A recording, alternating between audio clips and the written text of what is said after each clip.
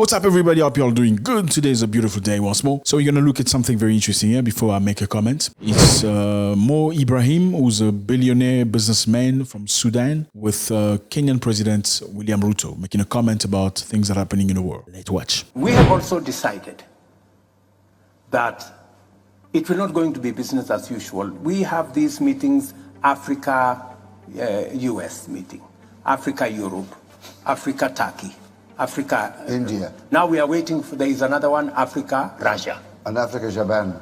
And Africa, Japan. We have made the decision that it is not intelligent for 54 of us to go and sit before one gentleman from another place. And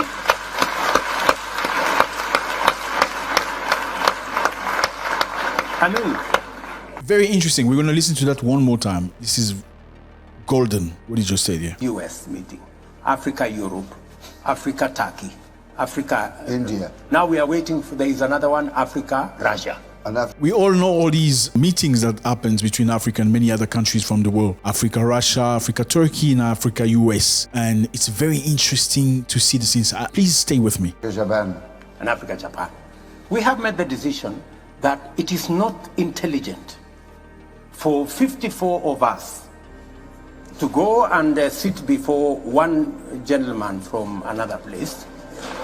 It is not intelligent for 54 of us to go and sit in front of one gentleman from another place. That is golden. I think it comes a time where people need to put themselves where they belong. And in this case, I believe putting yourself in a place where you need respect or you should be respected is very important. And props to President Ruto on this. I mean, a while back, I don't know if you remember, there was a meeting between Africans and the US just after the Russian war started. Many of African countries and presidents scrambled to the United States. Some of them got visas very, very late. And usually before you go, you get a memorandum or a piece of paper that tells you what are we going to talk about? What's the subject? What are we going for? And this president from Africa did not receive any of those documents. They only got the information when they got to the United States, like children. Unacceptable. And it's great to see President Ruto speak out about this, because many of times people just stay quiet. I mean, you are mistreated, disrespected, and nobody says a thing about it. And it just goes that way. And you know as well as I do that when you are disrespected and you do not speak out about it, you do not talk about it, they're going to do the very same thing, if not worse, the next time. And he mentioned here, and sometimes we are mistreated. Yeah. You know, we are loaded into buses like school cheats. You know, and it's not right. Well, you are summoned, you know. It's not right.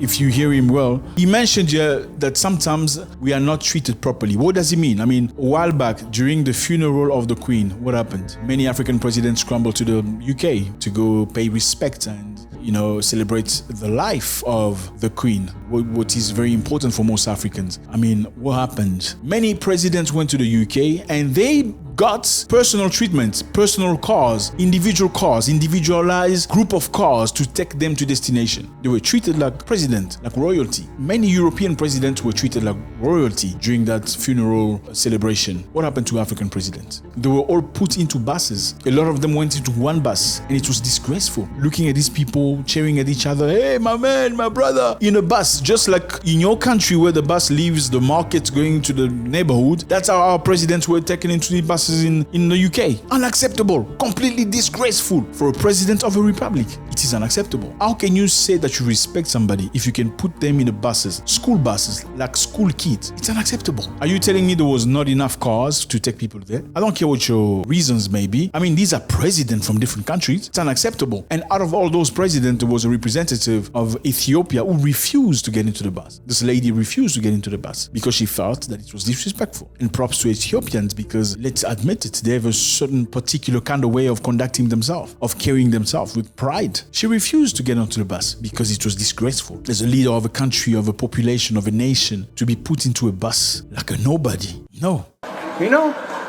And it's not right. Well, you are summoned, It's not right.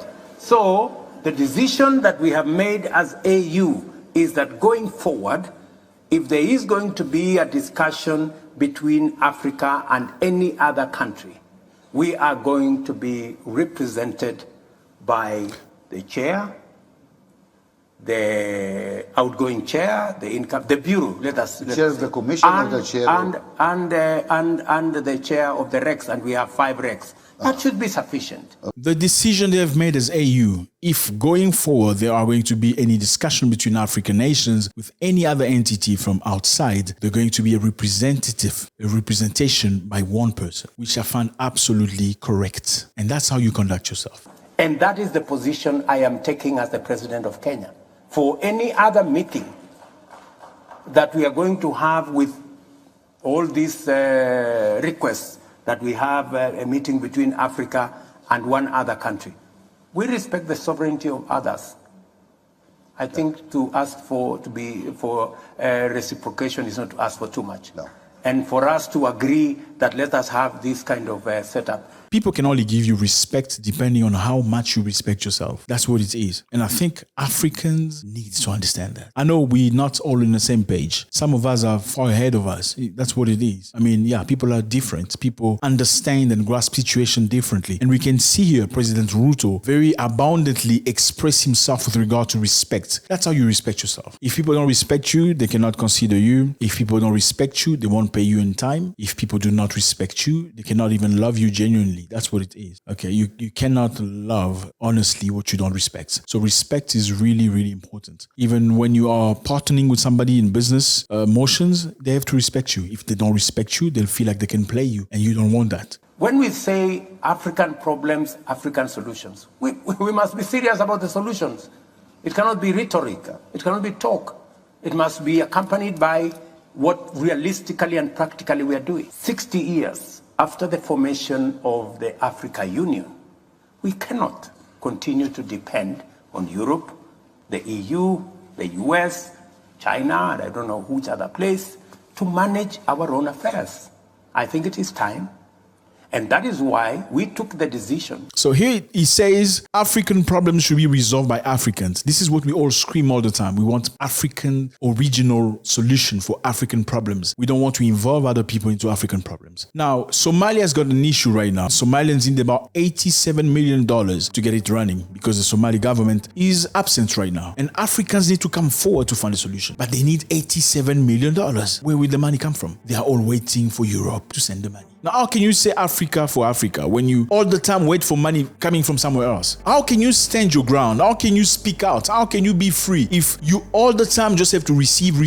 Are you telling me all of Africa, nobody's got money? I mean, all these people cannot put money together to create a structure that will enable them to help Somalia. Doesn't make sense. If each country just brought forward $2 million, just $2 million, they will find a solution. And this is something we cannot just put onto our leaders. These are things we see in our communities. People are unable to work together to build one person. Let's say you see somebody in your neighborhood or in your community who's got some great skills, something really, really unbelievable that needs support, financial support. How many times are we able to come together and say, let's put money together to push this person forward so he can shine, so he can live at the optimal level of his gift? Very often we are unable to do that. We are very easy to criticize, very easy to bring down, very easy to destroy each other. We don't even have the same strength when it comes to strangers, people from out Africa. We don't have the same courage. We don't have the same drive when it comes to defending Africa against other people. But when it comes to Africans against Africans, Africans against another African, we are very strong.